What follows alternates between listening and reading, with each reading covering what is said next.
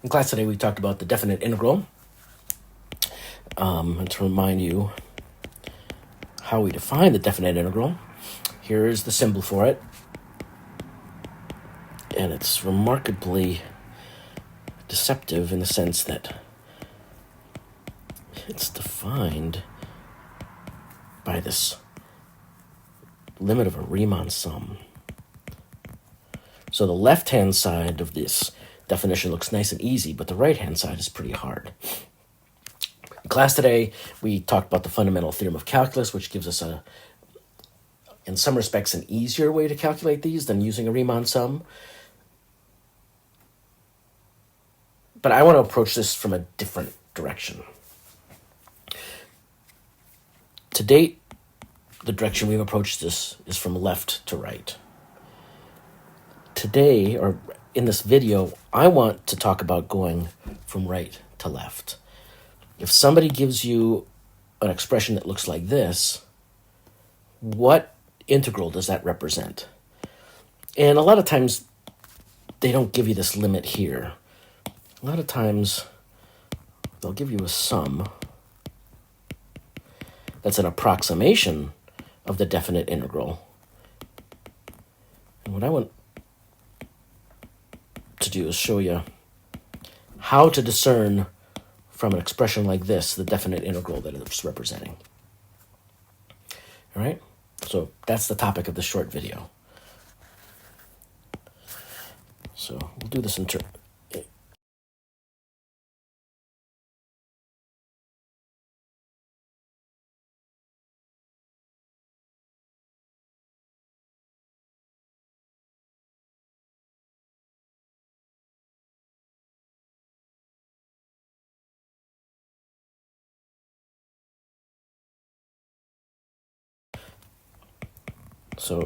So we're clear. This thing represents a Riemann sum. And we want to take that and figure out what's the definite integral. You will notice in the Riemann sum there is no a and no b. So you need to kind of dig deep for that. Right? In the Riemann sum there is a function f. So maybe you can look at the pattern to see what f is. Okay? But notice, in the definite integral, there is no n. So it's not a one-to-one easy matching problem. It takes a couple levels.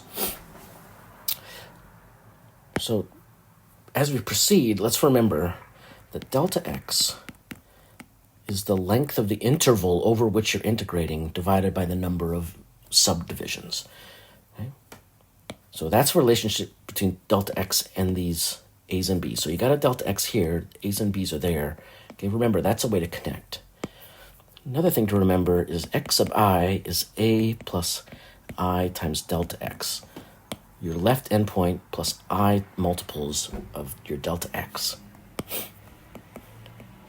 And if you sub in the definition of delta x, you get that expression. All right? So what we're going to do is that we're going to use the fact that delta x equals b minus a over n, that xi equals this, and do some pattern, what might be called pattern matching. Another good thing to notice is that in the definition of the Riemann sum, the upper limit of your summation is always the number of intervals you're dividing by. Okay? So let's look at our example here. Okay, in our example here, what are some things that we want to identify? Well, looking at our goal, we want to know what A is, and we want to know what B is. So let's make some space for A and B. Okay. We also want to identify what N is, right? Because N is in this delta X formulation. So I'll box that in now. The easiest one of these things to determine is the N, because you can look at our summation, look at the upper limit of the summation, and here we have 12. Well, that's our n. I'll put that 12 there. So from that, we know delta x is b minus a over 12. So now let's look in our summation here for something over 12s. Right? like this delta x. And oftentimes it occurs at the end, or it's going to be a common factor of everything that's in here. Here it's factored out, so 9 over 12. It looks like we have 9 over 12. So this tells us b minus a, oops, typo, b minus a is 9. So if I add 9 to both sides, I get b equals a plus 9. So this tells me first, this told me my interval is 9 units long. Okay? And if it's 9 units long, then b is 9 units above a. Okay.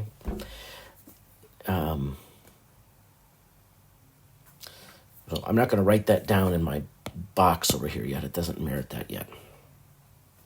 So let's go back to our summation here. What do we see? Well, now we can start looking for these xi's. Do you see anything in here that looks like an xi? Well, here I've got 3 plus I times 9 over 12. The 9 over 12 we identified as like our delta x already.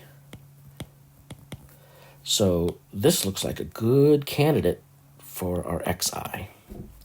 So if we say xi is 3 plus I times delta x, then comparing it with the formula for xi, this suggests that a has to be 3. Okay? Because of this right here. Xi is 3 plus I delta x. Well, in general, xi is your left endpoint plus I delta x. Therefore, a must be 3. Okay? And then when a is 3, b is 3 plus 9, or 12. Okay? All right, so what do we have here? What have we seen? Our summation is 2 times what I called xi minus 4 times delta x. So here, this looks like, if this is f of xi, then f of x must be 2x minus 4. So this suggests, since a was 3 and b was 12,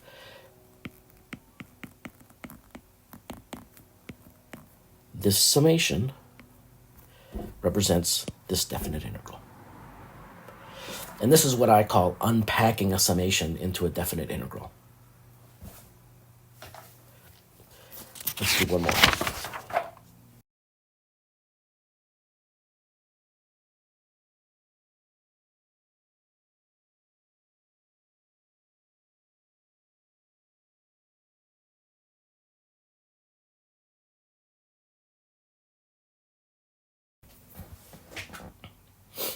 All right, so how do we do this?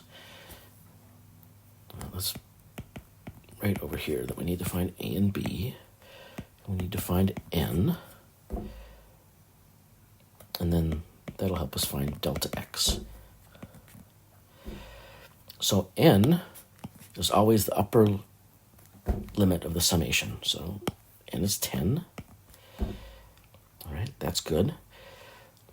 So delta x is going to be b minus a over 10.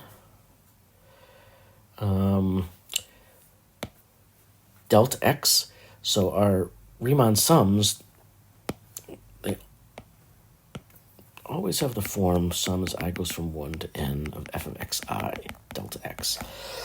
And that's the way you usually see them. Maybe in a challenging situation you have to rewrite it. But this should look like the f of xi delta x. And here, this looks like a delta x. So our delta x looks like 11 over 10. This tells me b minus a is 11. So b is a plus 11. Okay, our interval is 11 units long. So whatever our left endpoint is, our right endpoint is 11 units higher. Okay. Now, the other thing that we know is xi is a plus I delta x. We know our delta x is 11 over 10.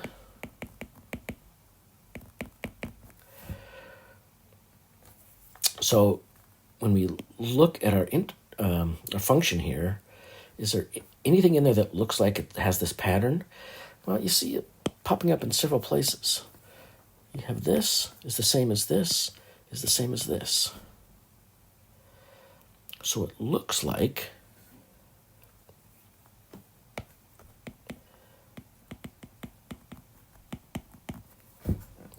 that's our xi. Let's do that in red. So it looks like this is an xi, and this is an xi, and this is an xi. If that's true, and it is, that tells us that here a is -4. Then using our fact down here from our delta, b is 11 units above that. So 11 plus -4, or 11 minus 4, is 7. So our b is going to be 7.